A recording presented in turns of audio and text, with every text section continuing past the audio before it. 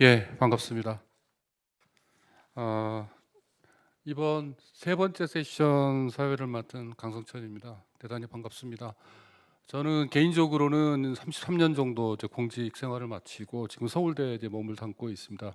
제 공직 생활 중에 대부분의 이제 기간은 산업 정책 또 중소벤처 정책을 하고 제가 보냈기 때문에 특히 오늘 이제 기술 주권, 핵심 기술 세미나를 갖는 것은 저에게는 굉장히 큰 의미가 있고요. 특히 최근의 상황에 비추어 봤을 때 굉장히 중요한 그런 포럼인 것 같습니다. 그러니까 두 번째 세션부터 지켜봤는데 굉장히 좋은 토론이 진행되고 있고요.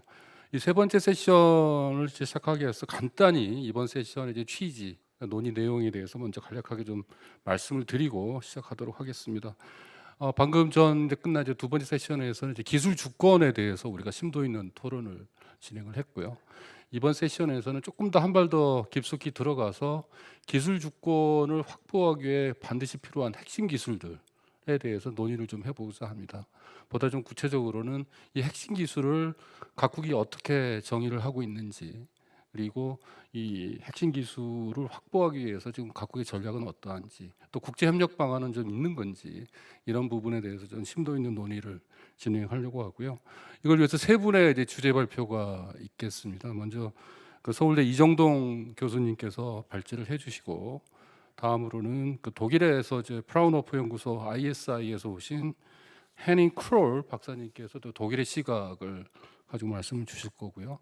그리고 마지막으로 스태피의 조용래 박사님께서 한국의 관점에서 핵심 기술을 어떻게 보고 있는지에 대해서 발표를 해주시겠습니다. 좀 양해 말씀드릴 것은 마지막 발표해 주실 조용래 연구위원께서 사실 이제 코로나가 어제 확진이 돼서 오늘은 현장에는 못 오시고 줌을 통해 가지고 오늘 이제 발표를 해주시겠다는 말씀 미리 좀 드리고 양해의 말씀을 구하도록 하겠습니다.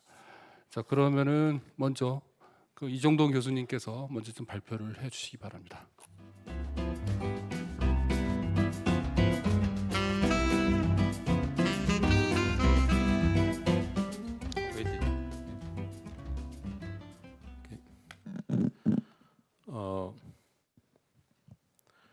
Hello everyone, I'm Jeong-Dong Lee, and the topic of my discussion is the dilemma of critical technology for technical sovereignty. And today I wanted to suggest we need to escape so-called theatrical effect via international collaboration. So this morning we have discussed so many times about the background of this newly emerging concept of technical sovereignty, such as growing concern due to US-China competition over global technology leadership and reshuffling of global value chains and so on. So a large number of countries are expressing their attention on critical technologies. And they wanted to announce the list of critical technologies, and also they wanted to formulate the policies to nurture and protect the critical technologies. Korea is no exception. So, for example, Ministry of Trade, Industry and Energy announced national core technologies and national advanced strategic technologies and so on. And Minister of Science and ICT also maybe announced a couple of strategies, laws, and so on. For example, 10 key critical and emerging technologies announced last year, as Dr. Huang mentioned. And this year, maybe we will, Ministry of Science and ICT will announce additional alpha number of critical technologies. So the key questions I have, maybe these are the key questions. What are the common trend behind the discussion on technical sovereignty? And what are the common findings among the critical technology list? And how can you reconcile the current discussion on technical sovereignty with international collaboration? So I wanted to share some of the key trends. As you can see, there has been a growing competition over technology hegemony between these two big powers. And maybe some of you may not agree, but from somebody else's perspective, those two countries' policies looks more similar. And also, we can see an increasing trend of making blocks by technology and regions. For example, World International Internet Conference was formulated by China, and now very actively formulating some policies. And Quad and technology, trade and technology council between United States and European unions. So all the countries are making their own blocks. And the third trend is that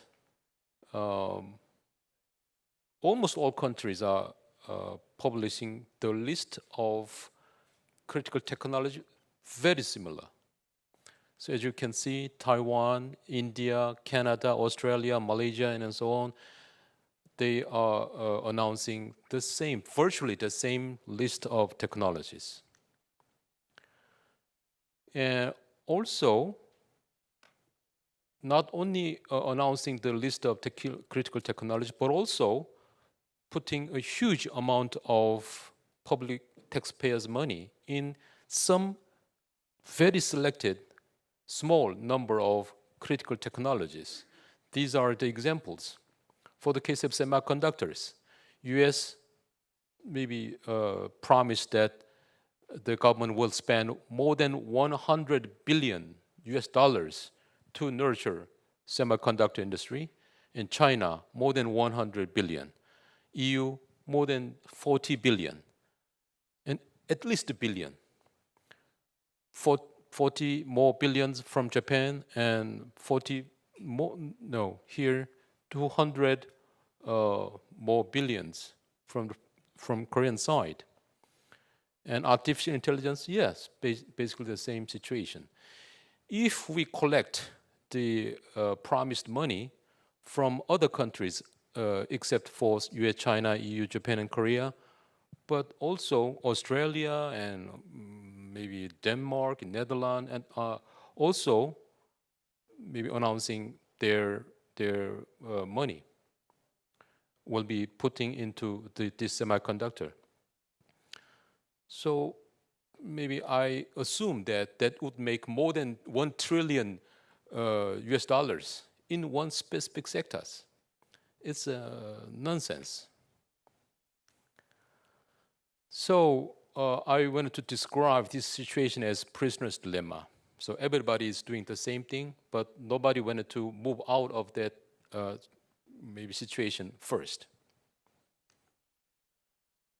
But this situation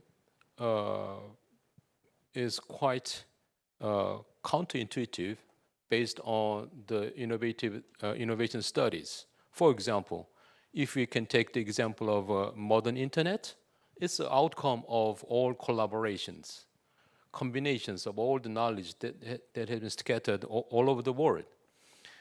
And mRNA vaccine, yeah, without the help of the combination of all the technologies and production capabilities from United States and even the knowledge from maybe immigrants from Eastern European countries and production capabilities of India. So all the modern technologies are just outcome of combinations of interconnected knowledge. And also global value chains has been more connected than ever. So it's not possible to reverse the trend. So this situation can be described by this term, theatrical effect. So in theater, if one person in the first row stand up, then the people maybe in the next row doesn't have any choice to stand up because he cannot remain seated. So everybody should stand up So it's a kind of irrational situations. So no country can have all the knowledge necessary for technological innovation, nor can it have all the functions of productions. It's a fact. If each country pursues only autonomous economy and autarky, it will eventually fall into the prisoner's dilemma. And we all know, and nobody wanted to pull their hands off first. Protectionism in technological innovation will result in each country having a low second-level technologies and products, and eventually weakening technology sovereignty. This is like a very worst situation called theatrical effect. So I just wanted to describe some of the current situations with some figures. I collected the list of critical technology published by each country, only recently published one. And I collected only 9 countries, but if we add other countries, the general trend would be the same. And I matched the announced critical technologies with IPC patent code. So this graph shows which technologies each country picked as critical. So the horizontal axis shows the categories of technologies, so-called IPC code. So A61, for example, A61 is for medical technologies. And on the right-hand side, you can see the technologies related to electronics and AIs and so on. So we grabbed here which country picked which technologies. So Korea, represented by blue dot, blue lines, picked here and there. And US, and here and there. So as you can see, out of more than 130 different categories of technologies, only a couple of technologies were selected by many countries. And if we rearrange this graph by descending order based on the cumulative number of countries which picked this technology as critical, then we can see these graphs.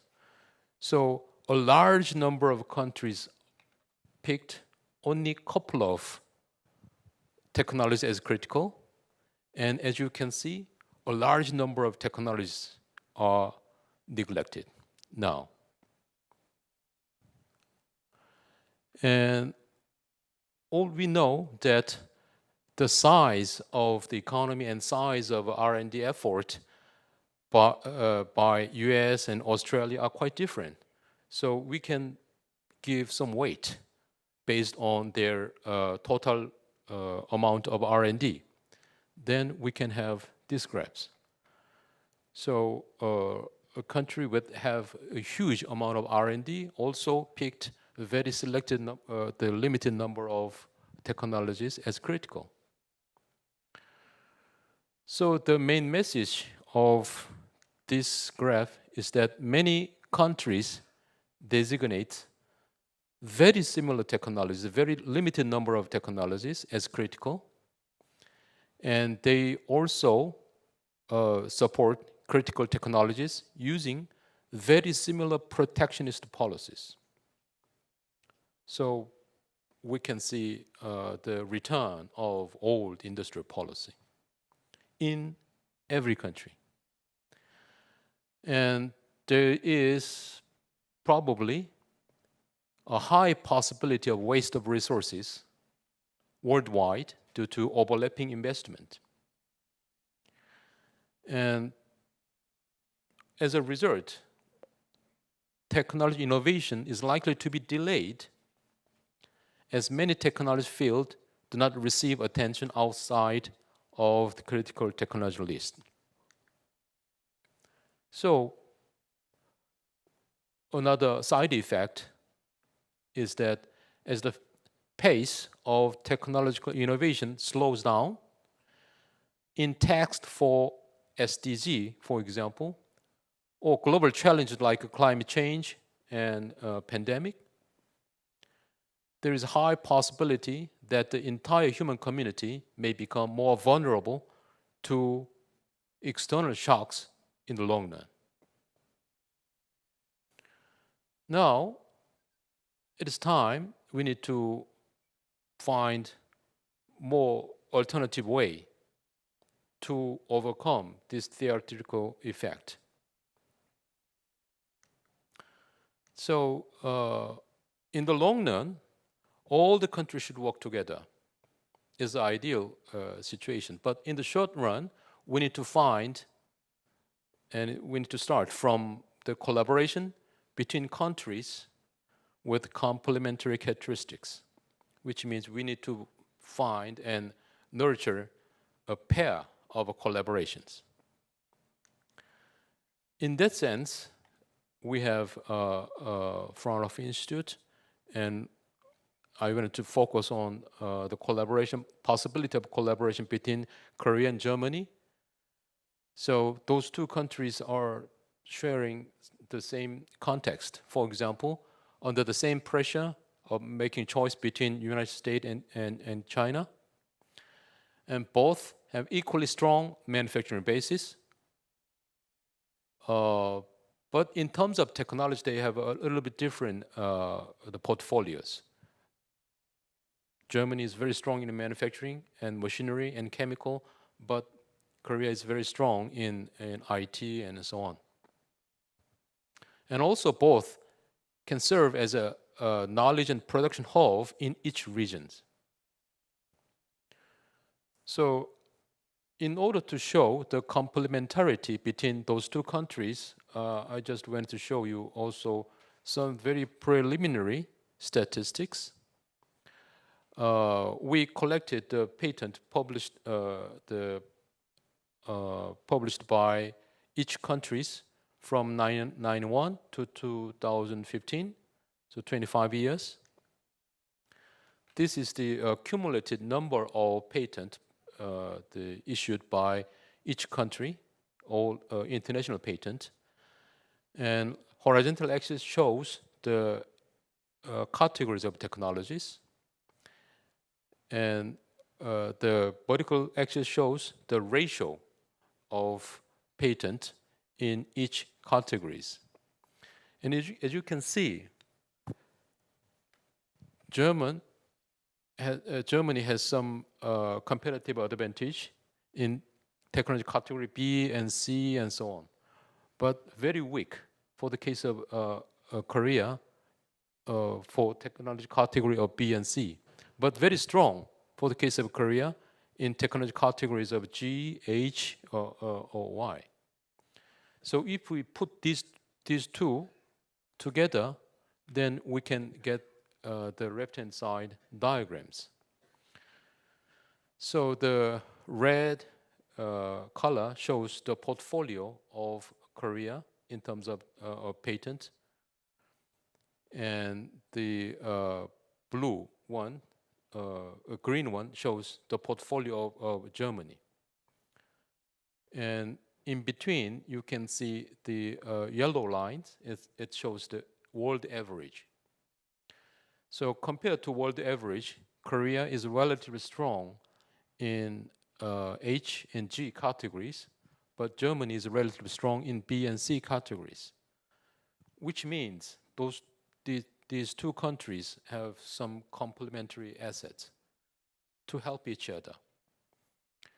And if we add the United States, on the right-hand side, you can see the black lines that shows the United States technology portfolio locating in between Korea and Germany. So this is the actions we can take temporarily. This is my list of suggestions. First, we need to make a very sophisticated evaluation of the level of technical sovereignty as Adler suggested, and very careful selection of a collaboration area, not critical technologies, but collaboration areas. And also we need to collaborate very seriously for the international standard settings. And also we need to nurture the collaboration at multiple institutional level, including university, research institute, and ventures, and large corporations, and so on. And also, at least, we need to start by exchanging talent. And I wrote down here one example of collaboration between Korea and Germany. Last year, and actually the former minister of SME and ventures, the former vice minister is here, and then he will explain in this one a little bit further. Minister of SME and Ventures of Korea work together with the Federal Ministry for Economic Affairs and Climate Action, BMWI of Germany, in the field of smart factory and robotics. And those two the ministries start to make a working group last April. So it might be a very good starting point. So we need to extend the more collaborative effort. So I wanted to conclude. First, many countries designate the same technologies, and eventually it will go to the prisoner dilemma. And in order to go out of the trap, we need to make more active international collaboration, and then starting point might be working together with Germany. Thank you.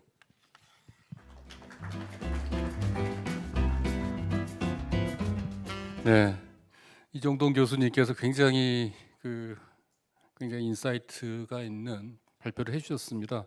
특히 이거 9개 국가의 핵심 기술을 직접 비교를 해보고 대부분이 상당히 이제 오버래핑 되고 있다는 걸 이제 엠피리컬리 규명을 하셨고, 여기서 이제 우리 극장 효과 또는 프리즈나이 딜레마에 빠져 있는 상황을 잘 설명을 해주셨고, 이걸 탈피하기 위한 하나의 방편으로서 상호 보완적인 그런 산업 구조 또는 기술 구조를 가진 국가 간의 어떤 기술 협력이 필요하다는 말씀을 주셨고, 특히 이제 한국과 독일의 어떤 기술 협력이 필요하다는 말씀을 주셨고요. 저는 개인적으로 굉장히 이거는 의미 있는 그 지적이라고 보고요.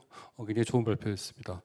다음은 우리 핵심 기술에 대해서 좀 독일의 시각을 좀 더 깊이 있게 좀 들어보기 위해서 프라운호퍼 ISI에서 오신 헤닝 크롤 박사님을 모시고 발표를 듣도록 하겠습니다.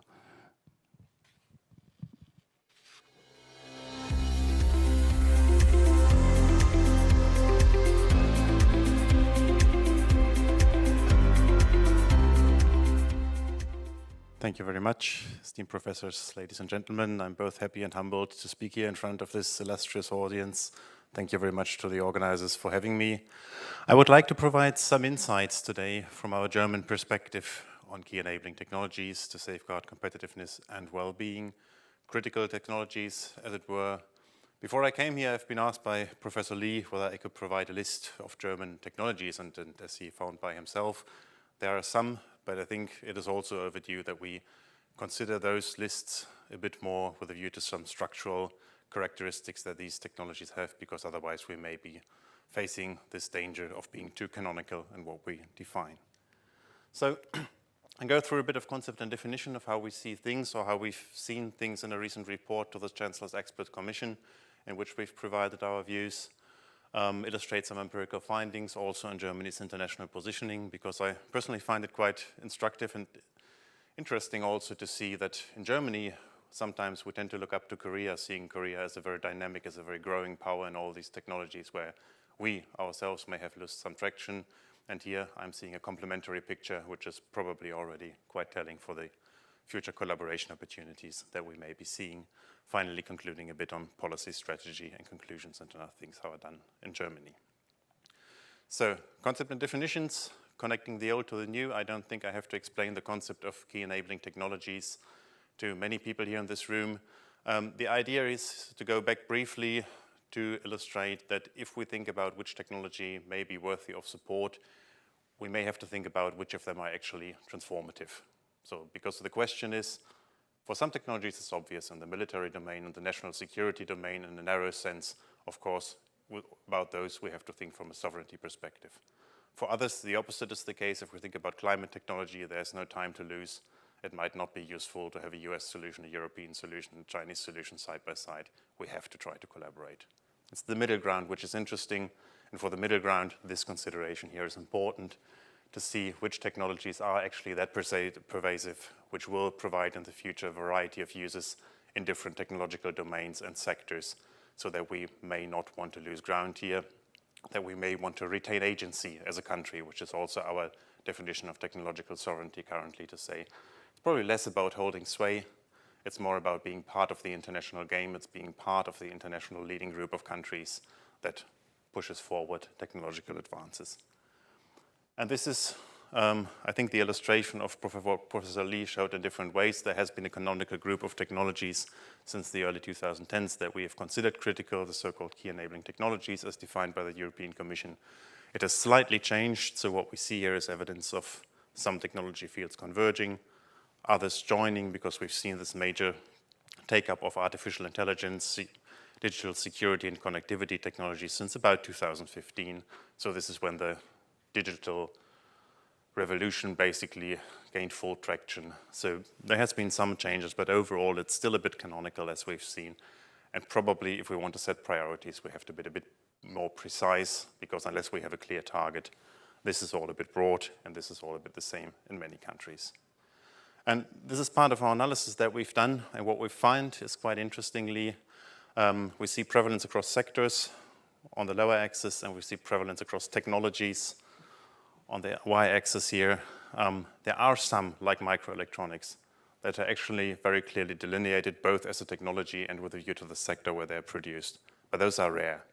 There are some technologies that we have to look at from that perspective because they are so substantial. There are some others which as a technology are still relatively clearly delineated, AI, big data, digital security, but which are more pervasively produced and invented in different kinds of sectors. Many of the others are more systemic. And we had this discussion before on the lunch break. Yes, we have to be clear, but we also have to acknowledge that some of these areas in which in particular Germany is strong are of a systemic nature. So potentially, yes, we are talking about things that are more of a domain than a technology here, that are halfway a mission, probably more than a technology. And that's a good thing, but we have to bear that in mind. So what do we empirically find? We do indeed find that in these technologies that we consider, we have this delayed take-up. So there has been research for a number of years, and with a 5 to 10 year delay, now technological activities and production activities in those sectors are taking up, and that's why we are concerned about them, and that's how we select them, typically through analysis or through political discourse. For the new technologies, it's a bit faster, of course. With artificial intelligence, it's more going in parallel, but the principle would still apply. Here we see a bit of, I took this in because of the reference that we see here between relatively small yet dynamically growing fields like artificial intelligence, big data, robotics towards the right-hand side. These aren't dominant yet, but they are very pervasive. They are very quickly growing. But the fundament, if we look at it in terms of relations and production technologies and material technologies, certainly for Germany, but also for Europe as a whole, is a different one. So we look at different kinds of technologies, also some very dynamic, some already a bit more established, and that of course does something to the way that we politically support them, that we will integrate them into a later system of international collaboration and our thinking about technological sovereignty, and I'll be back to that later. So this is the classification that we offer to the Expert Commission to say, okay, we have a number of emerging key enabling technologies with near exponential dynamics in the past 5 years. And this is where we're looking up to Korea. This is where we look to Japan. This is where we look to the US and China as major players. This is the complete digital domain where Germany is sometimes a bit afraid of having missed the train in some areas, or at least have to be very precise on where we want to catch up. We have the more established key enabling technologies with long-standing but more linear dynamics, where we have a lot of activities in Europe going on, where we have this concerted European efforts on rebuilding, for example, capacity in the microelectronic sectors that has just been quoted, European Chip Act. We may not be quite where we want to be, but we have a fundament, other than potentially for the first technologies of the first section, where we can build upon. Thirdly, and I think this is interesting to mention, if we think about technologies that we want to invest in for the future, there are also some technologies which, completely honestly speaking, are a bit more of a normative issue. Well, yes, we've had this huge BioNTech success. If we look at renewable energy, for example, if we look at biotechnology at large, patent figures stagnate or are going down. Okay, this is an aggregate way of looking at things, but that is the case. If we want to push something towards sustainable transitions, that is a policy decision. That is a normative decision. That is not a decision we can take based on the empirics that we see, because growth simply is not as extensive than we would see it in the digital domain or even in the more established key enabling technologies. So we have to distinguish here, because it obviously also does something to the policy process, to the politics underlying support for these different categories. If we look at Germany's international positioning, so as Korea, we are a strong second-tier player. We're not the US, we're not China, we're not Japan on all accounts. There's one exception in production technology. We still hold sway to a degree. Not to the same degree than we did 20 years ago, but yes, we are still something in between a first-tier and a second-tier player there in all the other areas, both scientifically and technologically. Germany and Korea are in a way at par, in many ways, at least if we look at the absolute figures. Also with a view to dependency, we tend to see the German manufacturing sector as strong and self-reliant. That is, of course, the case in many areas. Yet we also face this fear that the manufacturing capacities are being hollowed out, because the machine, what the machine is has fundamentally changed in the past 10 years and will continue to fundamentally change. And it will change based on the changes that we see on the reliance on digital components. And that is not what we do well. So there's a need for collaboration there, and there's a need certainly also to choose our partners very consciously. So maybe to go through it step by step, we have this type of technologies where Germany and Europe are lagging, if we are open. In relative terms, we're picking up by the same percentages of growth, but the starting position was different. So if the US and China started from a much higher level, and Germany started from a much lower level, and we're growing by the same degree, then we will not be at the same absolute level now, and as we see, we are not. Korea has partially overtaken it with us with a view to artificial intelligence, with robotics that may be a bit more a past still. These are the areas where Germany and many European countries have to take decisions in which niche areas do we want to retain capacities, in which niche areas do we want to retain sovereign, because it's very clear that in the overall field, we will not hold sway. We will not be the leaders in these fields, at least not in the coming 5 years. We may be the leaders in some aspects of that, and that will be the decisions that we take. And there, the argument of being clear about technologies and being focused in public support is probably very true. Different kind of story is production technologies, as I was mentioning, also micro and nano electronics at European level. Yes, other countries may also have their capacities, but it's more of a challenge than the case of other countries already having overtaken. We have a strong system in place, innovation chains, even value chains and parts that are relatively localized, still strong patterns of collaboration between science and industry. So it's a system we have to nurture here. It's less an individual technology. If I think modern production technologies, that's control, that's measurement, that's sensing, that's robotics. It's the whole system that does the trick. It's less the domination of a single technology where we say, okay, Germany has to be strong in this and that type of robot. Potentially also complementary, but the overall political task is more about addressing the system here. And that is one of the cases where we say, okay, it's not a technology. It's probably more a domain. And this is an area where we have to think domains rather than technologies. Moving to tech collaboration, a bit more to the political rather than the technical evidence-based domain here. What I show is technological collaboration. Korea left-hand side, Japan right-hand side. So we see that Germany typically is a second-tier partner as much as we're a second-tier country. Primary reference of many countries still is the US for obvious reasons. across all technologies as I see here, but it doesn't look much different if I do it for individual technologies, with a potential exception of production technologies. For Korea, I guess the good news is that there is some growth here, right-hand axis displaying growth, so more so than, for example, for Japan, where it's established but relatively stable.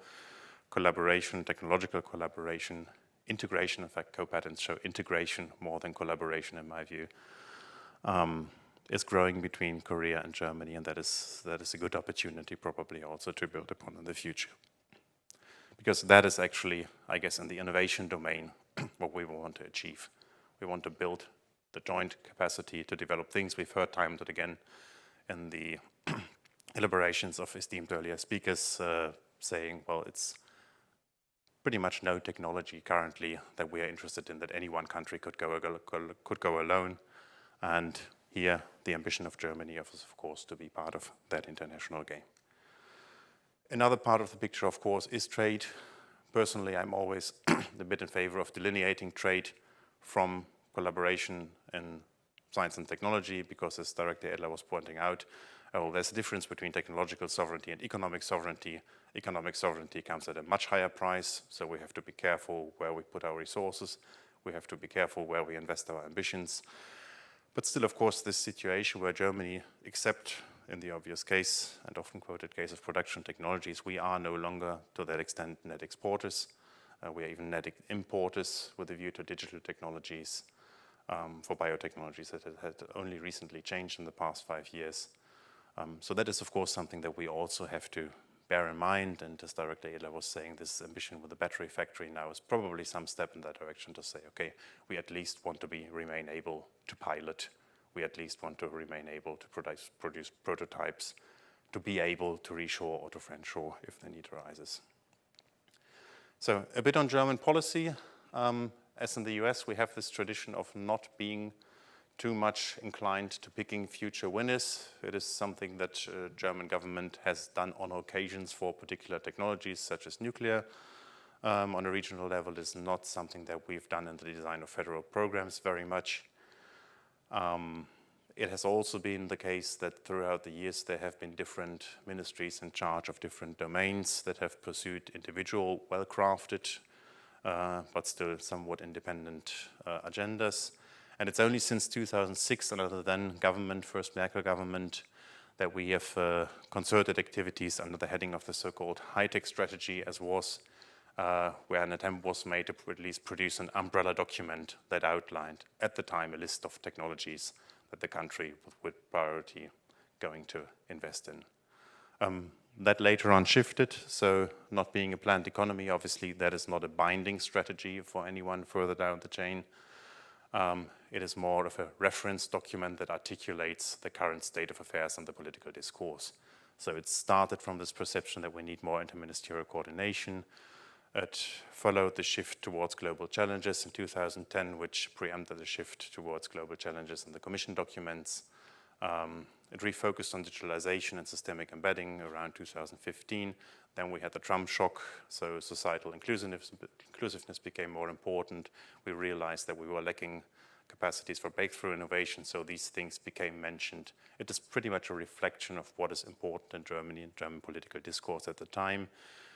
Currently, a new future strategy is underway. It's become a bit delayed by the whole energy crisis, but currently, as we speak, high-level officials in the ministries are working on finishing off this strategy, and it will further emphasize technological sovereignty, digitalization, sustainable transition, and resilience against crisis. So again, the buzzwords of the time. Underlying, I shall concede, the technologies that have been listed before, that you, Professor Lee, have also listed, are still very much the same. There has been some shift. I would maintain it's not all the same that we've seen 10 years ago. That would be really bad. So there's a lot of conscious policy thinking in the ministry behind that.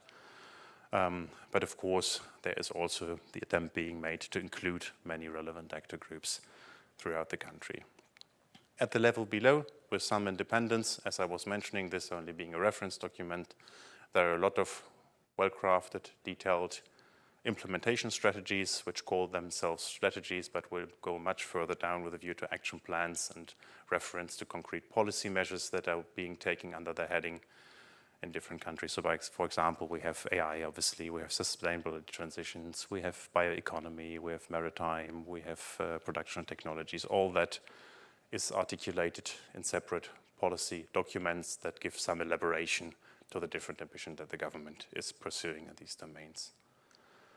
We've also tried to create, as people would say in the German political discourse, our own DARPA. I think that's a bit of a far cry. It's probably more of a bit of a small SBIR that we're trying to do here, with a budget of around, I guess, 50 to 100 million euro per year. So we don't procure, we award funding to promising venues along some of the challenges of the time that are defined by expert committees in the field that are set apart a bit from the ministerial administration, with the attempt of not doing the same all the time, but also to include some additional ideas from the outside. And of course that is contested, but it's there, and it focuses on some of the activities that are currently probably of relevance, and it's a bit too early to say to what extent it will succeed, but it's probably an attempt in general worth making. And if I'm not going to read it out, but if you go through the activities mentioned there, it gives an indication of the possibly more precise technological issues that are considered to be of concern for Germany currently. So the dimension of the debate that we're seeing here, obviously there are technological revolutions underway. We have to keep track of that. There are shifts in the global innovation systems. There are people challenging us in domains where we formerly stood unchallenged. And this consensus that policy can simply follow technological dynamism, and I think this is also an important point to make, has somewhat ended, because we have acknowledged that there are some technologies that if we are to pursue them, we have to push. We at least have to push to gain some traction, to gain some momentum before they will pursue that traction on their own. If we think about renewable technologies, if we think about biotechnology in a way that we just follow dynamism, we will never support them, and that obviously would be a grave error. So it's about keeping pace, but it's also about dynamism, dynamizing developments. I would like to conclude with a menu. Now, don't be afraid, that is not a list of technologies that we're proposing. It's more of a list of technologies that we could propose, given the characteristics that we have just outlined. And maybe refer to it as a three-course menu. I mean, there's a starter, which is an obvious one. Software-based technologies, drivers of digital transformation. Country has to become clear where it wants to focus, where it wants to define its niches, and how we are going to pursue that way forward. That is very clear. That is something that has to be done. That's also what made it to headline news from this study in the German political discourse. Second area, and possibly that's even more relevant for international collaboration, we have these emerging domains where we see convergence between technologies, where we see convergence between Korea's capacities and German capacities in the old new technologies, as it were, advanced manufacturing, micro-nano, new materials, and the digital domain, where things come together and where Germany currently draws its competitive advantage from. But there also, of course, we have to be selective, yet not exclusive, yet not overly focused, as I was saying in the beginning. And finally, as a dessert, we have the technological fundament for the future. We have things like quantum computing, we have things like graphene, we have these new technologies that will play a role for future competitiveness in industry, and which we may not neglect. And where, as a final point, we probably shouldn't drop science diplomacy easily, where we probably shouldn't isolate ourselves easily. I understand the danger in collaborating in fundamental research with systemic competitors, and we would obviously much prefer to collaborate with like-minded countries there, but that is also something that will probably remain a global effort, and we will be hopeful that it might remain so, at least for the upcoming years. Thank you very much. That's it from my side. Didn't take too much time, hopefully, and then for the next speaker.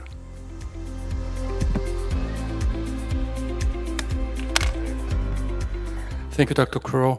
예, 크롤 박사님, 그 좋은 발표 감사합니다.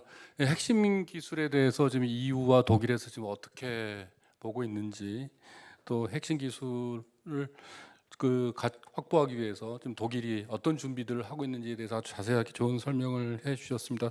유럽과 독일의 시각을 볼 수 있는 아주 굉장히 좋은 발표였다고 보고요. 세 번째 발표는 한국의 핵심 기술 현황에 대해서 스태피의 조용래 박사님께서 이제 발표를 해주실 텐데요. 아마 줌으로 연결이 될 것 같습니다. 오늘 현장에는 못 나오셨고요.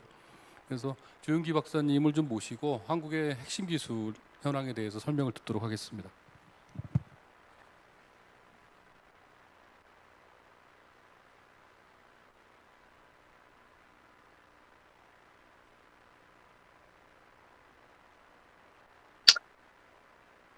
예, 발표 시작하겠습니다. 예, 오늘 자리 초대해 주셔서 너무 감사드리고요. 제가 갑작스런 그 일정 때문에 좀 이렇게 갑자기 좀 몸에 문제 있어가지고 참석하지 못해서 정말 죄송하게 생각을 합니다. 예, 오늘 발표 자료 지금 띄우실 수 있을까요?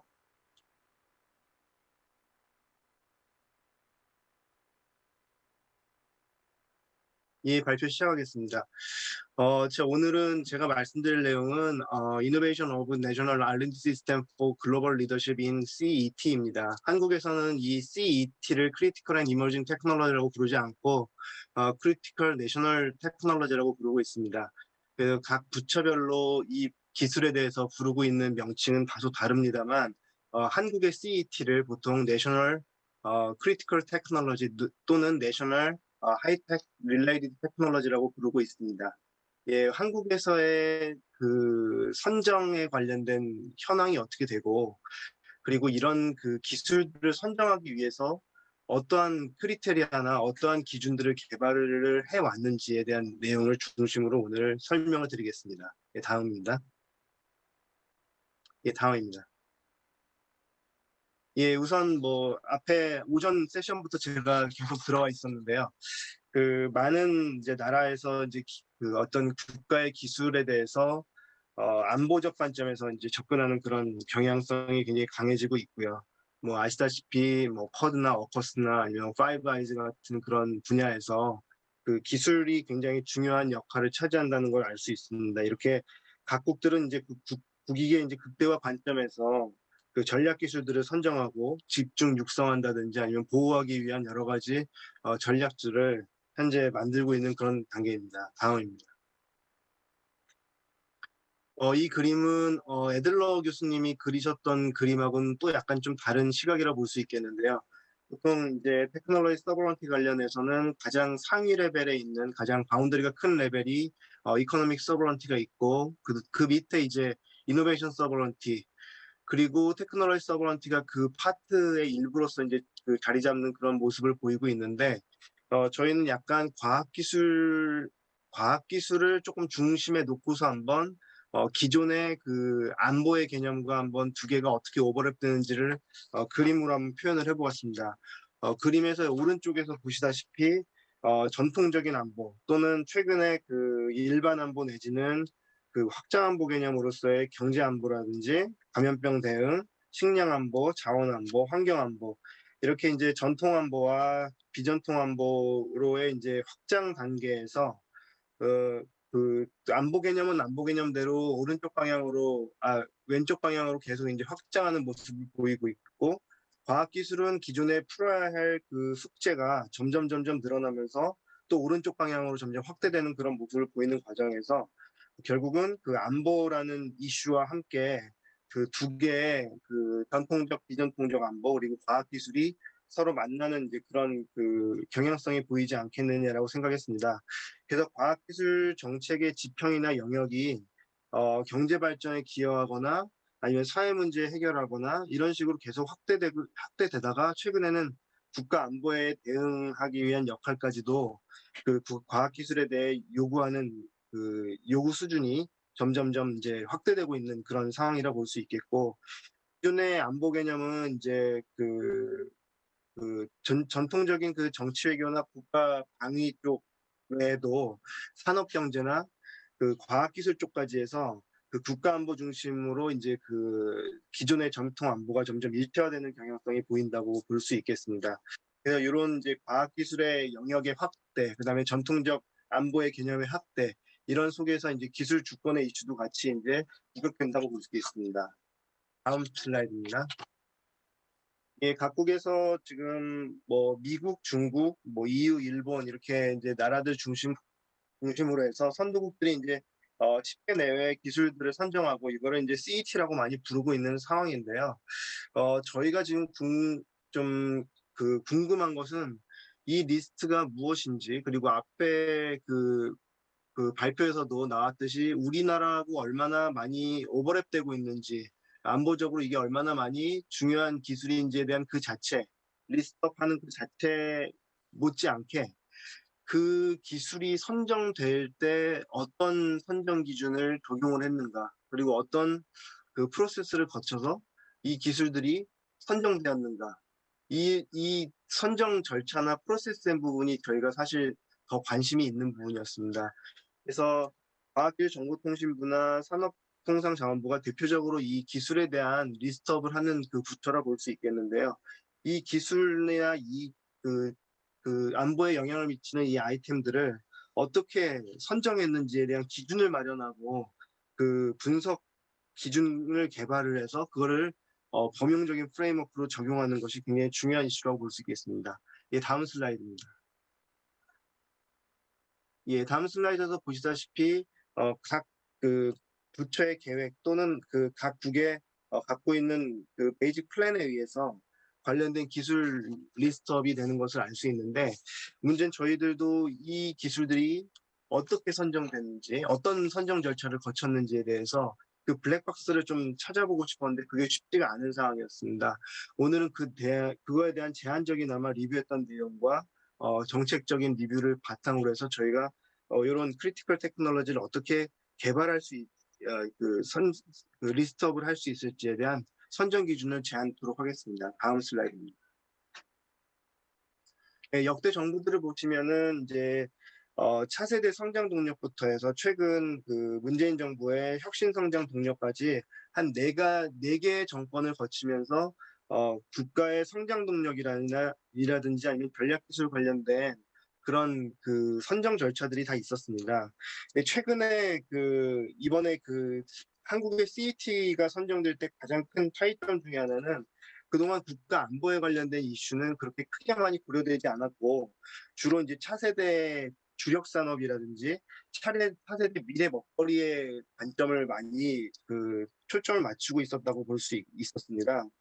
아니면은 경제 발전을 견인한다든지 아니면 산업적 파급 효과가 얼마나 된다든지 이런 내용들이 중심이 되는 그런 경향성이었는데 이번에 나온 이 기술 분야들의 특징 같은 경우는 국가 전략적 관점, 그다음에 기술 주권 확보, 그리고 국익에 있어서의 국가 안보에 있어서의 중요성 이런 내용들이 굉장히 중요한 그 크리테리아가 됐음을 알 수 있습니다. 다음 장입니다. 예, 각 부처에서 한국의 경우에 각 부처에서 그 현재 법안이 마련되어 있거나 아니면은 법안을 마련 중에 있는 그런 케이스들을 저희가 다시 한번 정리를 해봤습니다. 이 내용들을 보시면은 주로 산업통상자원부의 그 산업기술 보호 관련된 법률들은 전통적으로 계속 있었던 법률이고요. 그다음에 최근에 소재 부품 장비 관련된 그 산업특별법이 개정이 돼서 시행이 되고 있고요. 그다음에 국가 안보에 직접적으로 관련된 그 산업적 아이템에 대한 그 보호와 육성을 위한 국가 첨단 전략 산업법이 현재 8월부터 시행이 됐습니다. 그리고 과학기술정보통신부에서 맨 왼쪽에 있는 컬럼에서 보시다시피 국가 전략기술 특별 육성 및 보호 특별법이 이제 현재 제정 중에 있는 그런 상황입니다. 이처럼 이제 각 부처에서 국가 안보에 영향을 미치는 그런 산업적 아이템이라든지 기술적인 그 아이템들에 대해서 이것을 어떻게 그 기술 맞춤형으로 아니면 산업 맞춤형으로 육성 보호할 수 있을지에 대한 여러 가지 그 법제 내용을 담은 지원과 육성과 보호의 내용을 담은 법제가 계속 각 부처별로 러쉬가 일어나고 있다고 볼 수 있습니다. 다음 장입니다. 작년까지 한국의 기재부 같은 경우도 국가 전략 기술 내지는 공급망 그 확보를 위한 그 지원법을 준비를 하다가 잠깐 펜딩 상태에 있었습니다만 지금 다시 준비하는 단계에 있고요. 외교부에서도 관련된 TF를 운영하고 TF를 통해서 경제 안전 보장을 확보하기 위한 그런 노력을 기울이고 있습니다. 다음 장입니다. 이 중에서 이제 두 개의 법을 저희가 좀 비교를 해본다고 한다면요. 산업부법이 지금 그 그림에서의 오른쪽에 해당하는 그 국가 첨단 전략 산업 특별법입니다. 이 법 같은 경우는 공급망 그 주로 이제 반도체 배터리 그리고 바이오 쪽 중심으로 해서 공급망 확보, 그다음에 특화 단지 조성, 세제 혜택이나 기술 보호에 대한 내용들을 핵심적인 내용으로 담고 있습니다. 이게 이제 미국의 법으로 비교를 한다면 그 반도체 생산 촉진법이 이제 칩스법이라고 볼 수 있을 것 같습니다. 그다음에 왼쪽에 있는 그 파란색의 지금 법안이 과기정통부에서 현재 준비하고 있는 국가전략기술 육성 특별법입니다. 이거는 이제 범위가 좀 더 넓습니다. 이제 한 10대 분야의 기술 분야를 선정을 하였고요. 그 10대 기술 분야에 대해서 이걸 전략기술 분야라고 선정을 한 다음에 관련된 R&D, 인력 양성, 국제협력이나 표준화 등에 대한 그 이슈를 좀 해결하기 위한 아니면 육성하기 위한 내용을 담고 있다는 특징입니다. 이건 이제 미국의 법 체계를 좀 예로 든다면은 엔들리스 프론티어 액트라고 볼 수 있습니다. 조금 더 이제 과학기술법, 과학기술의 육성과 보호에 관련된 부분에 좀 더 포커스를 맞추고 있기 때문에 엔들리스 프론티어 액트하고 좀 비교할 수 있다고 볼 수 있습니다. 요약하자면은 이미 제정된 산업부법 같은 경우는 산업의 그 공급망의 붕괴라든지 아니면 교란의 문제를 해결하기 위한 그런 그 선제적인 조치를 담고 있는 좀 더 인더스트리얼 에어리어에 좀 더 포커스를 맞춘 법이라고 볼 수 있고요. 국가전략기술 육성 특별법은 과학기술을 기반으로 한 이 다양한 기술 분야들을 전략기술로 선정하고 이 선정된 전략기술에 대한 육성과 보호를 포커스를 맞추고 있다는 그런 특징을 갖고 있겠습니다. 예, 다음 장입니다. 네, 이렇게 보았을 때 지금 10대 분야 방금 그 과기정통부에서 그 개발했던 10대 분야 그리고 저희가 그 다른 그 국가들에 대해서 보고 있는 그 뭐 18대 분야라든지 6대 분야라든지 10대 분야 이런 기술 분야들을 어떻게 선정하는지에 대한 그 얼개를 만들어내는 게 굉장히 중요한 문제인데요. 이런 견지에서 보았을 때 국가 안보에 관련된 국가 안보에 특화된 그 국가 전략 기술 분야에 대해서 진단 분석 체계를 빨리 만들 필요가 있다는 게 저희 그 연구의 이제 그 문제의식이었습니다. 그래서 일단 국가 안보를 위협하는 그 다양한 요인들이 있을 텐데요. 이 요인들을 어떻게 팩터링 아웃할 것인가, 그리고 이걸 어떻게 크리테리아로 만들고 이거를 그 관련된 인덱스로 개발할 것인가가 첫 번째였습니다. 그래서 이 팩터 어널리시스를 하는 것이고요. 두 번째 같은 경우는 이런 팩터들을 가지고 실제 국가 안보에 특화된 범용적 분석 프레임워크를 개발하고 이거를 국가 전략기술 그 세부 분야에다가 진단하고 점검하기 위한 그 실증 그 프레임워크로서 분석을 하는 실제 작업을 또 진행하는 그런 내용이 이번 연구의 이제 가장 큰 목적이라고 볼 수 있습니다. 다음 장입니다.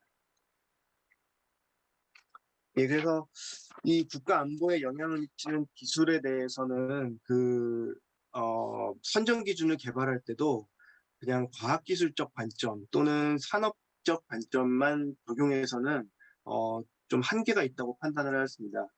다시 말씀드려서 국가 안보에 영향을 미치는 요인들이 워낙 많기 때문에 기존의 과학기술부의 어떤 과기정통부의 입장 또는 산업부의 입장만 그 반영할 것이 아니라 좀 더 그 멀티디서플리너리한 그런 어프로치가 필요하다고 생각을 하였습니다. 그래서 이 그림 아래쪽에 보시다시피 그 기존은 전통적인 그 과학기술적 관점인 뭐 신산업 선점에 대한 그 오른쪽 아래쪽 부분인데요. 이 부분에 대한 관점뿐만이 아니라 전통적인 내셔널 시큐리티에 대한 그런 관점 그리고 공급망 통상, 그 국민 경제에 대한 영향을 미치는 중요도가 얼마나 되는지에 대한 팩터 이런 팩터들을 종합적으로 고려를 해서 그 선정 기준을 개발하는 그런 작업이 필요하다고 저희들은 보았습니다. 그래서 저희가 이 국가 전략 기술, 이건 물론 과기정통부의 이제 데피니션이 조금 더 많이 반영된 거를 중심으로 제가 이제 사례로 말씀을 드리는 것인데요. 국가 전략 기술이라는 것을 국민 경제 및 연관 산업에 미치는 영향이 크거나 신기술이나 신산업 창출 등 미래 혁신의 기반이 되는 기술, 그리고 전통적인 관점인 국가 생존과 국가 안보, 미래 경쟁력 강화를 위해 시급한 개발이 필요한 기술, 이렇게 세 가지를 가지고 해당 개념을 정의를 하고 관련된 법령을 제정을 할 때 이 관점 세 가지 관점을 좀 활용을 하였습니다. 다음 장입니다. 이 그림에서 가운데 부분을 보시면요, 퍼스펙티브가 나와 있습니다. 이 퍼스펙티브가 방금 말씀드렸던 다학제적 관점에서의 국가 안보에 대한 시각이 필요함을 의미하는 것인데요. 이 세 가지 관점으로 봤을 때 인더스트리얼 이코노미 퍼스펙티브, 그다음에 사이언스 앤 테크놀로지 퍼스펙티브, 그다음에 디플로마시 앤 시큐리티 퍼스펙티브, 이 세 가지 퍼스펙티브를 가지고 왼쪽 그림에서 보시다시피 국가 안보에 특화된 그런 어떤 기술을 선정하기 위한 크리테리아들을 개발하는 작업들이 있었고요. 그 다음에 이렇게 개발된 크리테리아 중에서 특히 이제 중요하다고 보는 크리테리아를 인덱스, 뉴메리컬 아니면은 그러니까 퀀터터티브와 아니면 퀄러터티브한 그런 인덱스화 시키는 작업들이 추가로 병행이 되었고요. 그리고 특히나 중요하다고 보았던 크리테리아 중에 일부를 맨 오른쪽에 있는 것처럼 인덱스 리서치로 해서 일종의 관점으로 삼아서 그 관점을 가지고 기술 분야별로 분석하는 작업이 현재 진행 중에 있습니다. 한장 보시겠습니다. 예, 접근 방식에 있어서는 세 가지 접근 방식이 있었습니다. 방금 세 가지의 관점을 가지고 일단 리터러처 리뷰, 이제 관련된 이제 주로 이제 학문적인 리터러처도 리뷰를 했었고요. 그 다음에 한국에서의 이제 관련된 법제들, 뭐 산업기술 보호라든지 아니면 산업기술 육성 또는 산업기술의 어떤 안보적 관점에서의 접근, 이런 내용들을 다루는 각종 기존의 법제들을 분석하는 작업이 있었고, 그다음에 최근에 이제 국제적 흐름에 있어서 각 기술 분야들에 대해서 어떤 선정 기준에 의해서 이 기술들을 선정했는지에 대해서 저희가 최대한 단서들을 모으는 작업들을 진행을 했습니다. 다음 장입니다. 예, 학술적인 접근 부분이 이제 방금 말씀드렸던 이 부분인데요. 이 부분 같은 경우는 관점이 말씀드린 대로 세 가지였습니다. 이 세 가지 관점이 첫 번째 관점인 산업경제적 관점에서의 관련된 뭐 학술적인 흐름이라든지 아니면 정책 리포트라든지 이런 내용들을 쭉 보면서 핵심적으로 이렇게 좀 떠오르는 키워드들이 좀 있었습니다. 일단 아까 아까 발제에서도 얘기 나왔던 컴퓨티브니스 얘기도 나왔었고요. 그다음에 대체 불가능성이 최근에 안보 관련된 이슈에서는 굉장히 중요한 키워드임을 알 수 있었고요. 그다음에 서플라이 체인 이런 단어들이 떠오르는 알 수 있었습니다. 퍼스펙티브 2에 있어서는 이제 과학기술적인 관점인데요. 이 과학기술적인 관점은 주로 이노베이션, 인더스트리얼 컴퓨티브니스 이런 두 가지가 이제 많은 키워드로 이제 빨간색처럼 떠오르는 걸 알 수 있습니다. 다음 장입니다. 예, 다음 장 보시면 퍼스펙티브 3인데요. 이거는 이제 전통적인 외교 안보 쪽에 관련된 논문들을 찾아봤을 때, 주로 이제 과학기술의 이제 이중 사용 쪽에 해당되는 듀얼 유즈 테크놀로지에 대한 이슈, 그 다음에 디펜스 시스템, 그리고 테크놀로지 익스포트에 대한 리스트릭션 문제, 수출 통제 이슈, 뭐 이런 이슈들이 전통적인 외교 안보에서 과학기술에 관련된 연구에서 많이 발견됨을 알 수 있었습니다. 이런 리터러처 리뷰 외에도 이제 한국에서의 다음 장입니다. 예. 이거 외에도 한국에서의 주로 어떤 CET에 관련된 법제들의 동향들도 같이 좀 찾아보았습니다. 우리나라의 한국에서의 법제 동향은 크게 이제 프로텍션과 프로모션 두 가지로 분류해서 볼 수 있을 것 같은데요. 표에서 보시다시피 내셔널 코어 테크놀로지 디벨롭먼트, 그다음에 디펜스 인더스트리 테크놀로지 이 두 가지 관련된 법제들이 있었는데 여기에서 주로 이 관련된 기술들을 선정하는데 많이 썼던 크리테리아들이 뭔지를 팩토링 아웃하는 작업이 있었습니다. 다음 장입니다. 그다음 포스터링 관점입니다. 포스터링 관점에서는 우리나라 한국 같은 경우는 크리티컬 테크놀로지, 커팅 엣지 테크놀로지, 뉴 인더스트리얼 테크놀로지 이렇게 몇 가지 한 세 가지에서 많게는 7가지 정도의 육성의 관점을 둔 기술의 개념들이 있습니다. 이 개념들에 대해서도 이 기술들을 선정할 때 세부 기술들을 선정할 때 어떠한 기준들을 사용했는지를 또 팩터링 아웃하는 그런 작업들이 진행됐습니다. 예, 다음 장입니다. 다음 장 보시면은 이 각 국별로 죄송합니다. 각 국가별로 이 크리티컬 앤 이머징 테크놀로지라든지 아니면은 중국의 이제 중요 과학기술 신흥산업 아니면 EU의 이제 스트래테직 밸류체인 같은 이제 그런 개념들을 도출할 때 주로 어떤 크리테리아들을 뽑아내에 의해서 그 기술들을 선정했는지를 저희가 한번 조사를 해보았습니다. 미국 같은 경우는 크게 보았을 때 그 국가안보 목표 달성 가능성이라는 크리테리아를 일단은 대전제로 놓고 국민 안전보장이라든지 경제적 번영이라든지 기회 확대, 민주주의 가치 실현 이런 이제 그 세부 크리테리아들을 놓았습니다. 다소 이제 그냥 보그한 느낌은 있습니다만 이거를 이제 저희가 조금 더 구체적인 크리테리아화 시키고 인덱스화 시키는 작업들이 추가적으로 저희가 이제 이런 내용들을 리터러처를 바탕으로 이루어졌습니다. 중국 같은 경우도 첨단 기술 확보 가능성, 그다음에 전장 주도권, 그다음에 핵심적 그 국가에 있어서의 핵심적 필요성, 국민 생활 및 건강, 그다음에 국가 안보의 중요성 이런 내용들이 크리테리아였고 EU 같은 경우는 기술적 혁신성, 경제적 잠재력, 정치사회적 중요도 이런 내용들이 해당 그 중요 기술들 CET를 선정하기 위한 핵심 크리테리아임을 알 수 있었습니다. 다음 장입니다. 그래서 이렇게 그 세 가지 관점에서의 접근 방식에 의해서 모아진 그 여러 가지 팩터들을 다시 한번 그 하이러키를 만들고 정리를 해본 결과 산업 경제적 관점에서는 서플라이 체인 앤 트레이드라는 그 크리테리아를 뽑아낼 수 있었고요.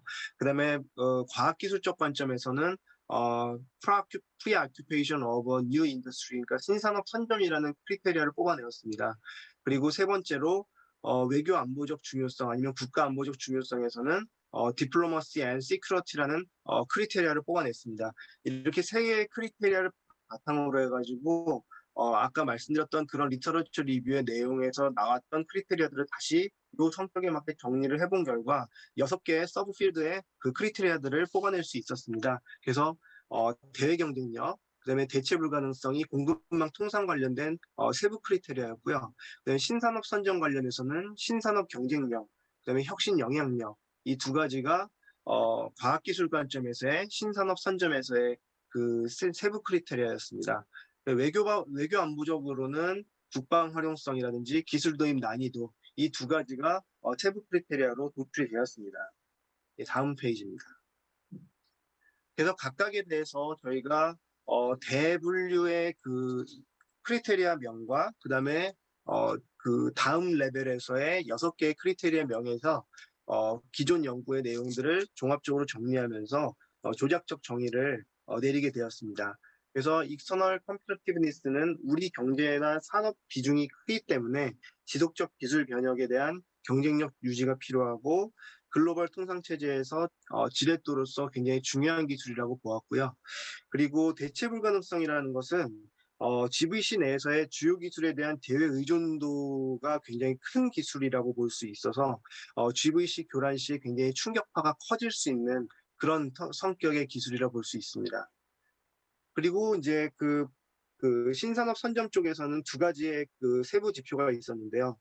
신산업 잠재력과 혁신 영향력이었습니다.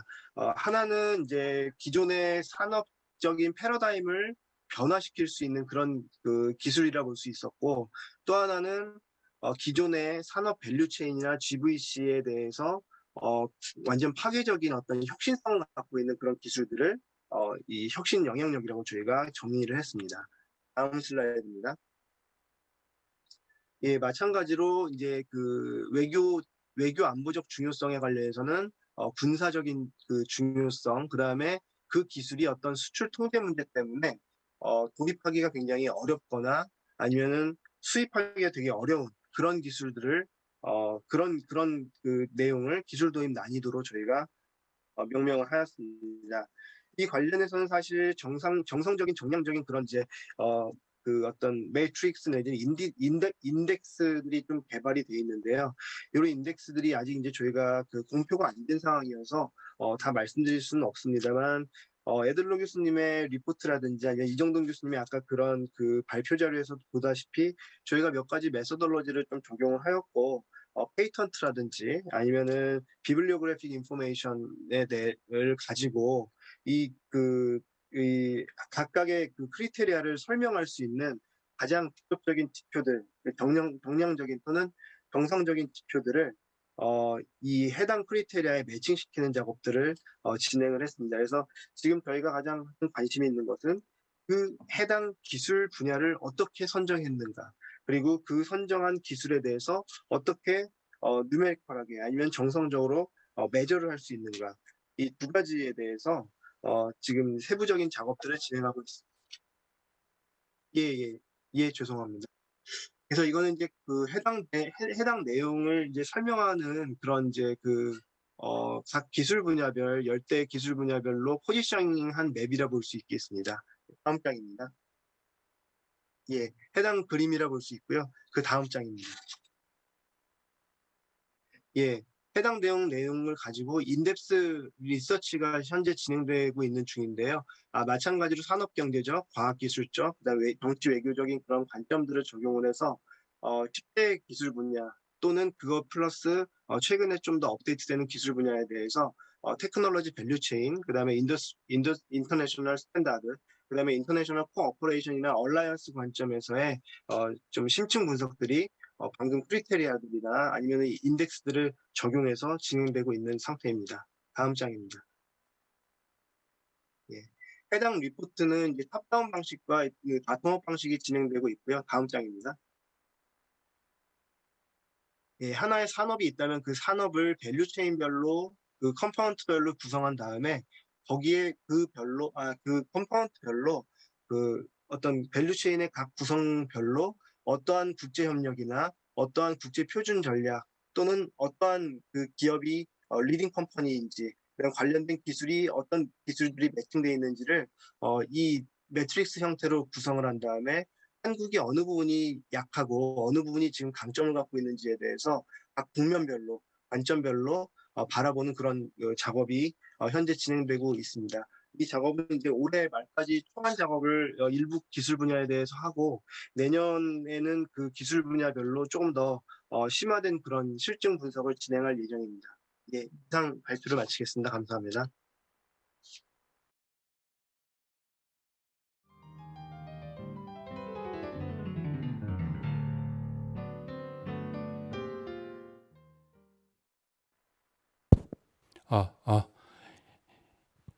예, 지금부터는 우리 그 국가 핵심 기술에 대해서 오늘 주제 발표하시는 분들 그리고 지정 토론자 그리고 플로어가 참여하는 이제 토론 시간을 갖도록 하는데요. 먼저 본격적인 토론에 앞서서 서울대 이경수 교수님께서 오늘 주제 발표를 이제 보셨는데 코멘트 또는 또 뭐 질문에 대해서 있으시면 좀 말씀 주시기 바랍니다. 네, 우선 저기 굉장히 흥미로운 토론을 잘 들었습니다. 여기 이제 크롤 교수님도 계시고 해서 이 토론은 제가 일단은 그 영어로 한 10분 정도 진행을 하겠습니다. It was a great it was very insightful. So I truly enjoyed all the discussions and the presentations. What I thought of the critical technology is that, well, it's been many years, but anyway, these days the current agenda setting seems to be made by the companies like Google, Tesla, or Amazon rather than the universities. I speak of this because I am in charge of the research affairs and the R&D Foundation in Seoul National University. So as a person who's working in the university, we are a little bit nervous that all the critical technologies had been imagined and set by the companies rather than the people in the university. Anyway, so these days people watch at the mouth of like Elon Musk or the founders of the Google, let alone Bill Gates from Microsoft. And it seems that the university are a little bit behind compared to the companies. So today we had been talking about and hearing of the technology sovereignty, but it seems like it's already all global issues. And the companies are actually fighting or competing against each other for finding the critical technologies. So what can we do now? So, but still, however, the universities are the place for imagination and discovering things. So I think it is really critical, not only for the IP sovereignty issue, technology sovereignty issues, but for creating the real critical technology that universities imagine and discover, and we make things happen by collaborating with the industry, not only just the big tech industries, but with the startups as well. So how we can make this triangle like university, high-tech industry, and the startups are quite important. And I think this is not only restricted to one country issue, but maybe the global issue. We have all experienced the pandemic.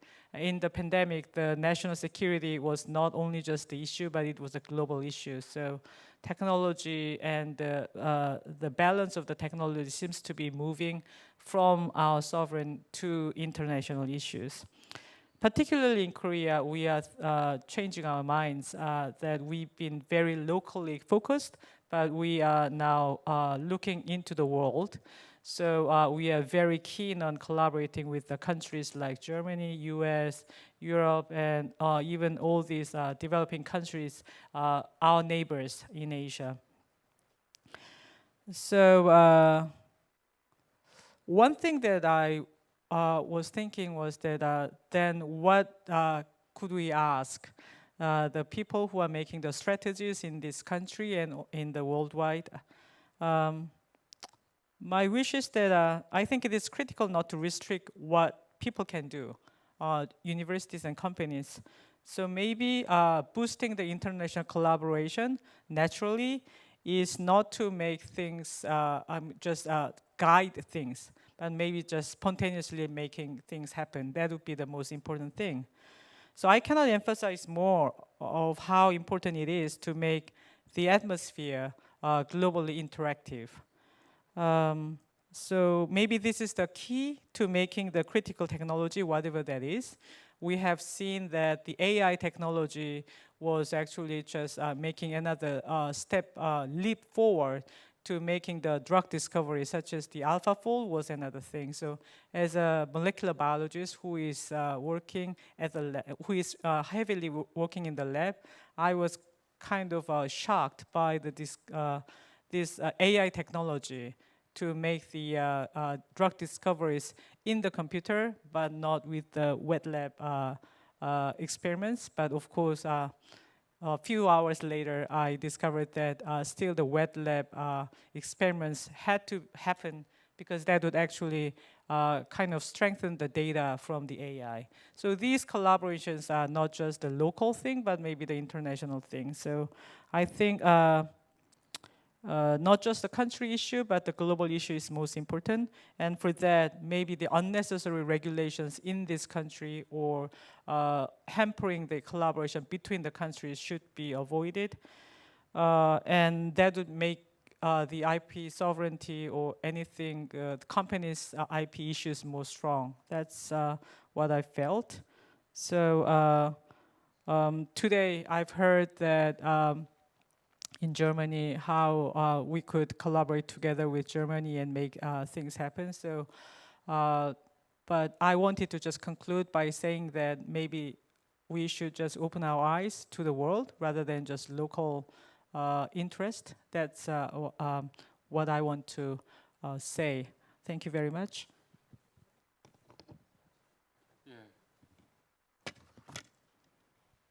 예, 이현숙 교수님 좋은 코멘트 감사드립니다. 특히 이제 모두에 말씀하신 것처럼 지금의 혁신은 그 기업들이 사실은 끌고 있는 게 사실인 것 같습니다. 아마존, 뭐 구글. 근데 이제 사실 최근에 이제 기술 주권 이슈에 있어서 아까도 그 플로우에서 지난번 세션에서도 질문이 있었습니다만 민간의 역할에 대해서 조금 소홀히 하는 논의에서 그런 부분은 우리가 좀 경계해야 될 것 같다는 생각이 들고요. 한편으로는 이제 말씀 주신 것처럼 대학과 그리고 기업의 협력, 더 나아가서 국제 협력이 정말 과거보다 더 중요한 그런 시점인 것 같습니다. 좋은 코멘트 감사드리고요. 이번 토론은 좀 그 혹시 그 우리 이 교수님 말씀하신 포인트에 대해서 혹시 오늘 주제 발표하신 분들 혹시 하신 말씀 있으면 한 말씀 듣고 그리고 이제 우리 플로우에서 질문을 받는 이런 순으로 좀 진행을 했으면 좋겠습니다. So first of all, I really thank Professor Lee in emphasizing the role of companies and universities, and that's really an important point. And in that sense, we need to be very careful about the difference between critical technology and strategic industry. So technology and industry, in our discussion, all those two concepts are all mixed. But as von Billan they indicated correctly in this morning, United States traditionally, from the perspective of policy, they started from promoting basic science and then expecting that would make some fruit later on. But now the United States wanted to include more the development side. Traditionally and historically, Korea started from the other side. So very familiar with the concept of infant industry protections, infant industry promotions. So we started from the perspective from industry, and now we wanted to include more technology side. So, but if we include those two concepts into one bucket, bucket, then we need to be more inclusive, and so more like a total packages, including from technology to industry. That's what we need to be very careful. And second point is that I wanted to make some comments to Dr. Joe's the presentation that Korean government is starting to make some list of criteria to determine the critical technology. But if we include the possibility of international collaboration, then the assessment and evaluation of those 6 criteria might be quite different.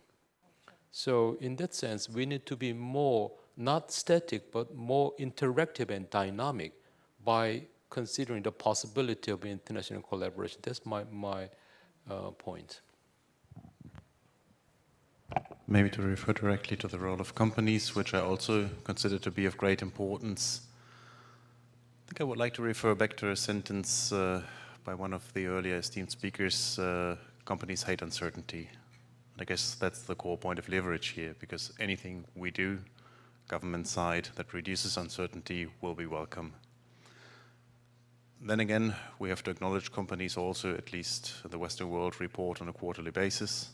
So corporate companies have a tendency to underconsider the risk component, or at least to undercalculate the risk component, even if they know better. And I know from talks with a lot of companies, at least in Germany, that it is, or at least was, effectively true.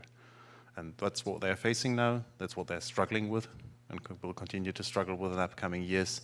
And everything that we do, of course, that increases uncertainty by uncoordinated policy along the lines of technological sovereignty will be a bad move. Everything that increases certainty along the lines of, for example, increasing their opportunities to liaise at home with research and development organizations, providing them with a better home base, they will be welcome. And they will be a good step towards uncertainty in terms of towards technological sovereignty in the sense of increasing agency. I mean, this has been the traditional problem of emerging countries. All their development relations were with the outside world. There were no local relations. And eventually, as the country advances, that typically improves. If we're completely honest, we are facing the same challenges in part of the so-called developed world and the established industrial nations. And if we improve there, that can only be to the benefit of the companies, and they will be welcome. And for example, in Germany, we have these platforms on different areas, for example, production technologies, where companies and government come together to discuss, and there will be a place to have these discussions of what can be done to avoid these underestimation of uncertainty or simply risk in the future.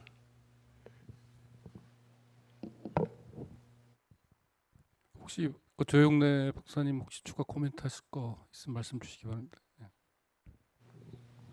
예, 일단 아까 이종동 교수님 말씀대로 좀 인터랙티브한 그런 접근에 의해서 이게 계속 무빙 타겟이란 그 생각으로 이 크리테리아를 적용하는 그런 접근이 필요하다는 말씀 저희들도 동감을 하고요. 무엇보다도 프로텍션과 이제 어떤 프로모션이라는 이 밸런스를 지키는 게 가장 중요한데, 이 기술 분야 같은 경우도 일견 봤을 때 굉장히 이제 보호주의적인 어떤 그런 관점을 보이는 그런 뉘앙스를 띌 가능성이 많습니다. 그럼에도 불구하고 심층 분석에 관련해서 저희가 중요하게 보고 있는 관점 중에 하나가 이제 인터내셔널 코어퍼레이션입니다. 그래서 하나의 제품이 만들어질 때 그 제품을 이루고 있는 여러 가지 요소 기술들이 있는데, 그 요소 기술별로 가장 최적의 해당 기술 분야에 강점을 갖고 있는 플레이어들 내지는 국가들이 같이 연계되는 그런 모양을 만들어내는 원팀을 구성하자고 하는 그런 컨셉들도 좀 갖고 있어서, 앞으로 국가 전략 기술이나 아니면 국가 첨단 전략 산업 관련된 기술 전략을 제안할 때도 이런 어떤 국제 협력의 이슈를 어떻게 잘 밸류체인상으로 잘 녹여내서 추진할 것인가에 대해서 좀 고민을 하면서 좀 관련된 크리테리아 개발하고 관련된 인덱스를 계속 적용하고, 또 수정할 포인트가 있으면 피드백을 받으면서 수정하는 그런 작업들을 진행하고, 그 과정에서 민간 전문가들이나 민간 기업들의 수요나 의견들을 계속 청취하는 작업들이 진행토록 그렇게 하겠습니다. 감사합니다. 네, 감사합니다.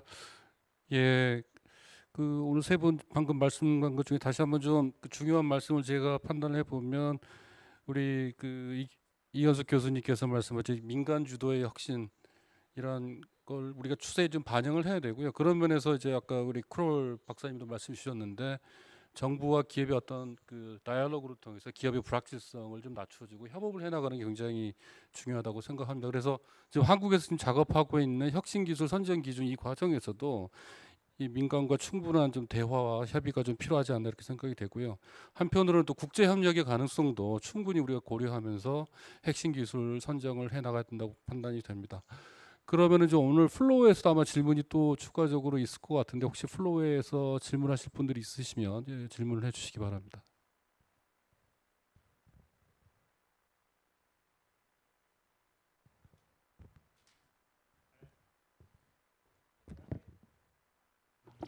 I have a question that I can ask to you, JD, because I'm totally on your side, 100%. I agree with what you said, and that's our common agenda that we have. But just for the sake of argument,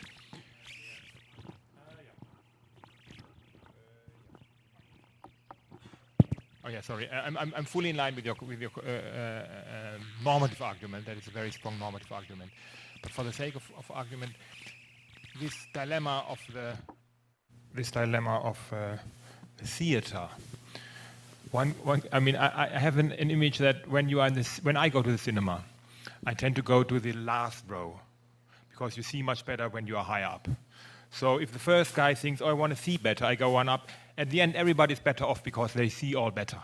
So my point is that the fact that most countries select similar technologies, at least of all this protectionist stuff that is now coming in the last couple of years, but historically speaking, it might be actually, competition between countries for those key technologies that are very pervasive. I mean, these are not small technologies; these are very pervasive technological areas. So, one might have the argument to defend the old style policy that it makes sense, also even from a global perspective, to have a strong competition in key technologies, we might be better off altogether, rather than saying, let's do everything together with one common approach. But that's just for the matter of sake of argument. It's not all bad if different countries have different kind of approaches to technologies. There's experimentation, there's variety, and so on. But I agree with your general argument. I just want to secure that competition can be a good thing. And second, I just wonder what is your view on this international collaboration, because you mentioned, and I think you stressed it as well, multiple bilateral cooperation is how it was called. So it's I think I tend to agree, but just want to like reassurance. So you think the way forward is not so much, because it's maybe not realistic, to have alliances for certain technologies, to have groups of countries, 5, 6, 7, 10, because it's the variable geometry one could think of cooperation. But you think, no, well, to be clear and to be simple, let's go for multiple bilateral. Is that the way forward?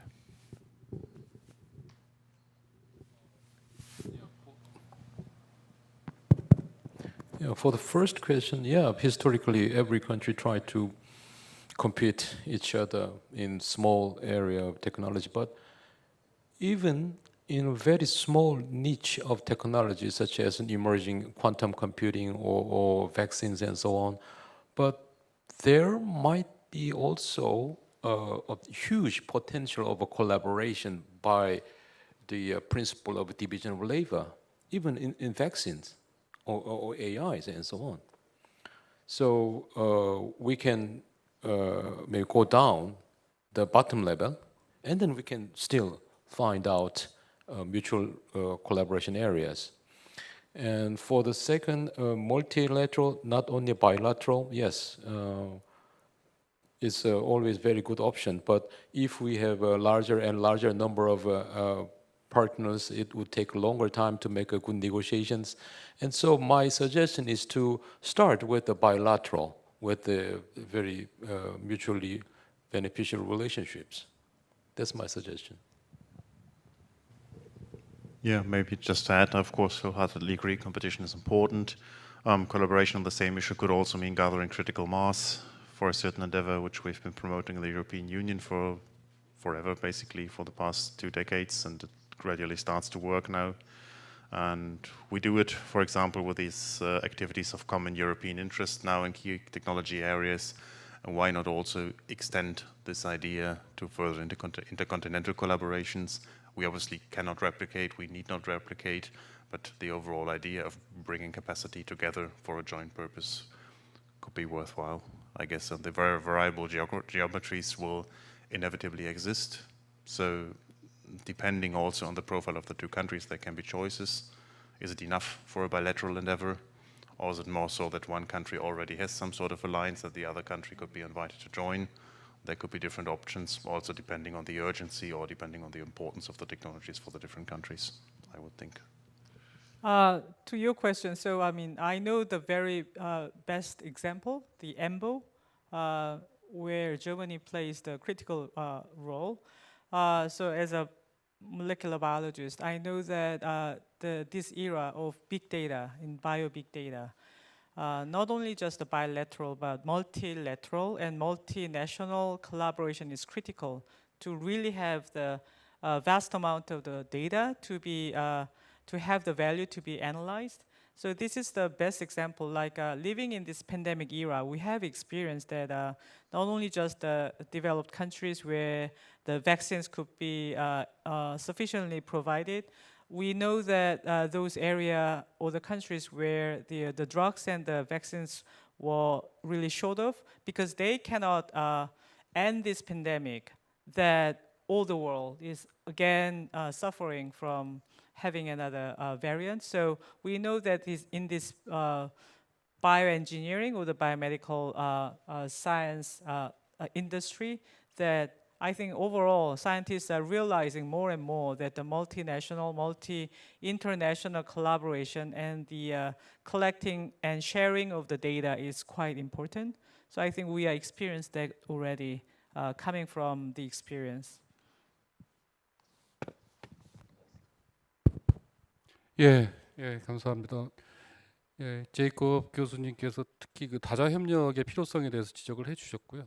그 양자 협력만이 아니고 다자 차원의 기술 협력도 정말 굉장히 중요하다고 생각합니다. 한국 같은 경우에는 이제 오래전부터 EU의 이제 유레카 프로그램에 이제 참여를 해서 EU 국가들과 이제 협력을 좀 해나가고 있다는 말씀을 좀 드리겠습니다. 혹시 뭐 추가적으로 플로우에서 질문하실 코멘트나 질문 혹시 있으신 말씀 주시기 바랍니다. Yes. 차관님께서 아까 독일, 한국 그 스마트 팩토리의 그 과정을 직접 지휘를 하셨기 때문에 그 독일과의 협력 경험을 조금 공유를 해주시면 어떨까 싶은 생각에서 질문을 드려봅니다. 예, 저한테 질문을 주셨는데요. 사실은 그 저는 오늘 이제 이정동 교수님 발표 내용 중에서 가장 사실은 궁금했던 부분이 한국과 독일의 어떤 기술 협력, 산업 협력 부분입니다. 저는 제 개인적으로는 저는 평생 이제 산업 정책을 주로 해왔던 관료인데 제 개인적인 견해로는 이제 독일과 한국은 이제는 기술 협력을 넘어서 기술 동맹까지 가야 되지 않나 이런 생각을 강하게 가지고 있습니다. 그래서 제가 이제 공직의 마지막에 한 2년 정도를 이제 중소벤처기업부 차관으로 몸을 담고 있었는데요. 그래서 저희 중소벤처기업부 차원에서 실험적 차원에서 한번 독일하고 협력을 좀 진행을 했는데 그게 이제 방금 우리 이정동 교수님께서 소개해 주신 그 스마트 팩토리에 있어서 한국과 독일의 어떤 협력이었습니다. 그래서 잘 아시다시피 지금 그 독일을 중심으로 유럽에서 지금 가이아엑스 프로그램 좀 진행을 하고 있지 않습니까? 특히 그 제조 데이터에 대해서 표준화 작업도 진행을 하고 있고, 그래서 한국과 독일은 특히 이제 제조업 강국이기 때문에 이 분야에서 협력 가능성이 상당히 저희들이 있다고 봤고, 그런 차원에서 독일의 이제 경제기후변화부와 저희 중소벤처기업부가 뜻을 같이를 해서 스마트 팩토리 분야에 있어서 양국이 이제 워킹 그룹을 결성을 해서 이 독일의 특히 그 독일 같은 경우에도 인더스트리 4.0을 오래전부터 지금 하고 있기 때문에 또 한국도 마찬가지로 몇 년 전부터 스마트 공장을 보급하는 사업을 진행을 하고 있기 때문에 그러한 경험을 바탕으로 구체적인 협력 방안을 지금 진행을 하고 있습니다.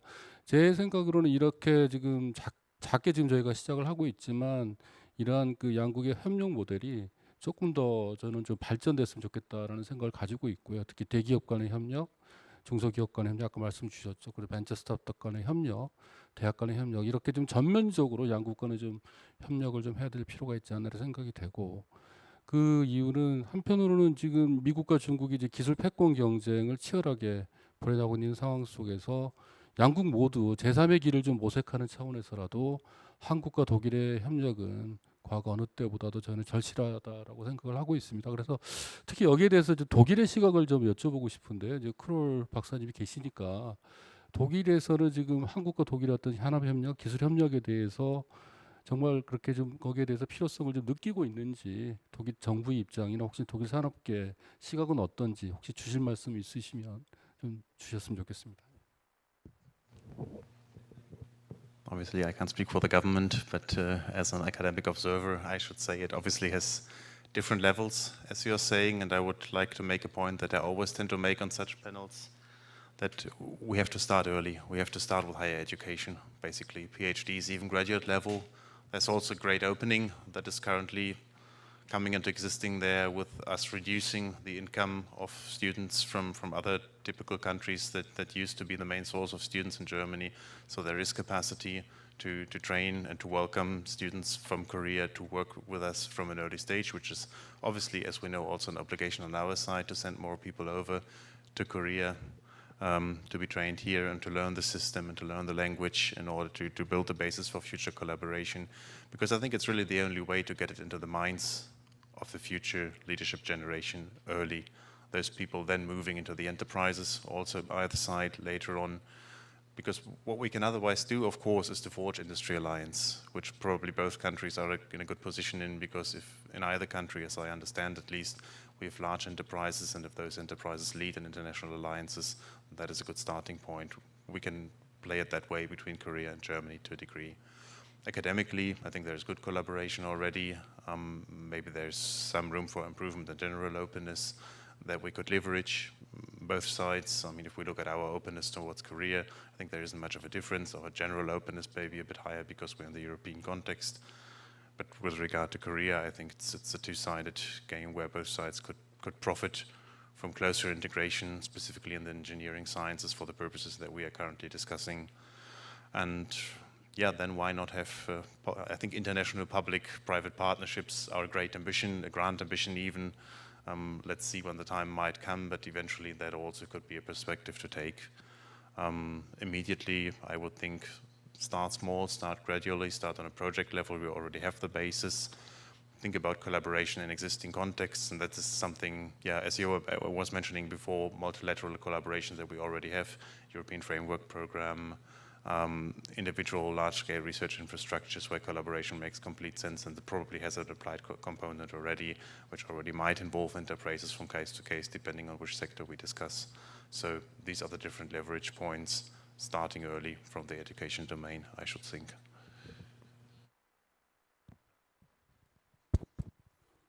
예, 감사합니다. 좋은 말씀 감사합니다. Yes. I've got a question for Dr. Hyun-Sik Lee. Given your background in biology, my sense is that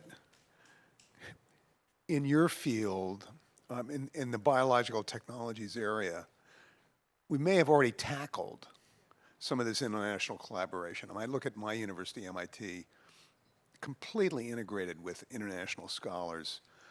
International students are, profound in that sector. Continuous exchanges, research papers are largely international now.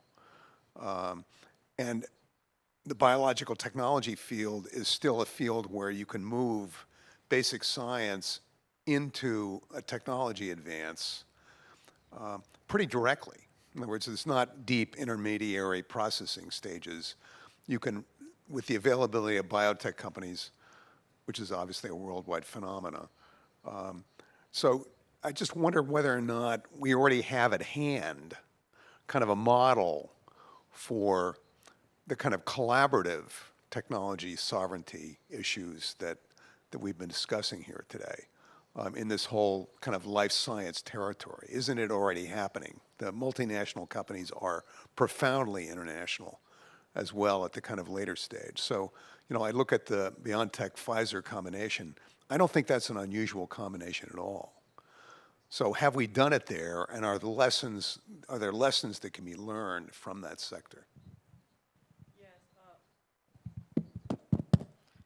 Very critical question. So my short answer to your question is that we have not gone to that yet. But so we have two dilemmas here. Like one, as more and more we learn about the human health and the development of the biological sciences, we realize that the multinational global collaboration is critical. But on the other hand, the bioindustry is at the battle of fighting against for kind of having the patent sovereignty and all these issues. So these are conflicts.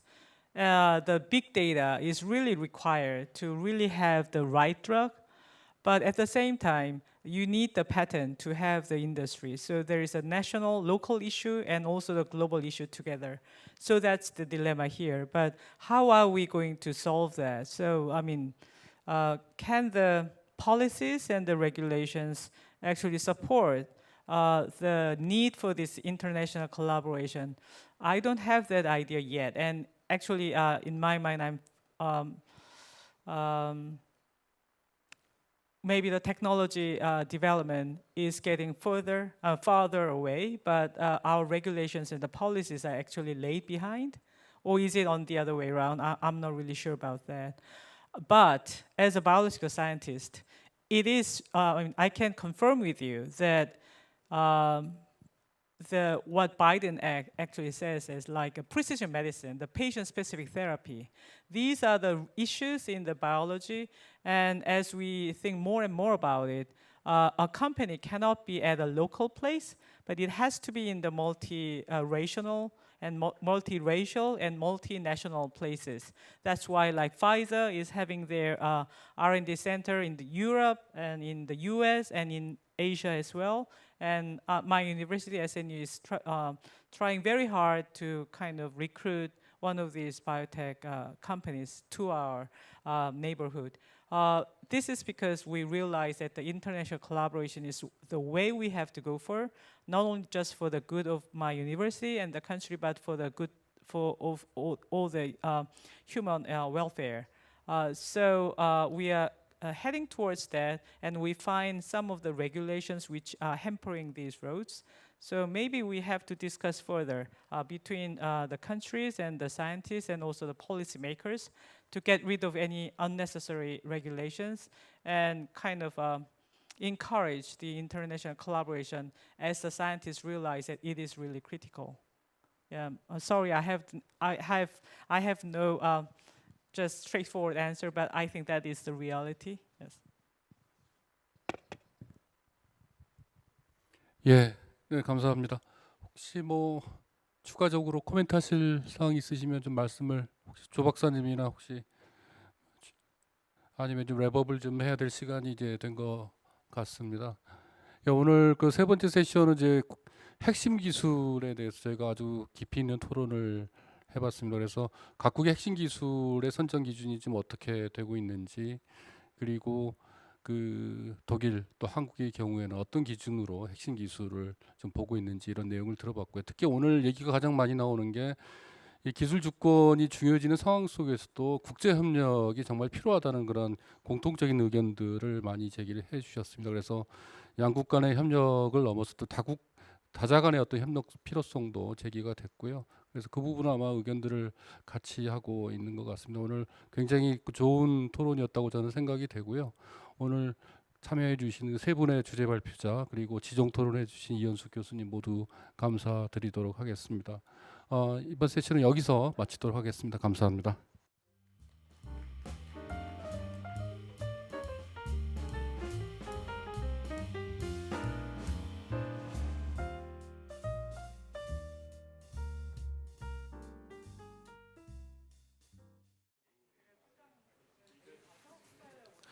Okay, this is the end of one-day forum. And as we have talked about many times today, the concept of technology sovereignty is still confusing and has a possibility of a misinterpretation and misuse. But in actual practice, the technology sovereignty concept is captured by politicians, and promotion policies are formulated, and a huge amount of public money is allocated by government. So in this context, the academic community's role has become more important than ever in clarifying the concept of technology sovereignty and leading the policies not to go to protectionism. Today, we had a very interesting and insightful discussion, and especially I enjoyed the discussion among academians and policymakers, which made this forum more interesting. I think this is not the end of discussion, but a new start to making a consensus. To continue the discussion, we have some ideas. For example, we are going to have a special issue in research policy. If the call for paper is open, please check it and join with your new ideas. And also, we wanted to make a series of international webinars focusing on technology sovereignty and strategic technologies. We are also going to make some publications with this concept, and so we wanted to get many recommendations and advice for further improvement. Before concluding the forum, I wanted to express my sincere thanks to the staff members for making the whole show successful. Please give them a big hand.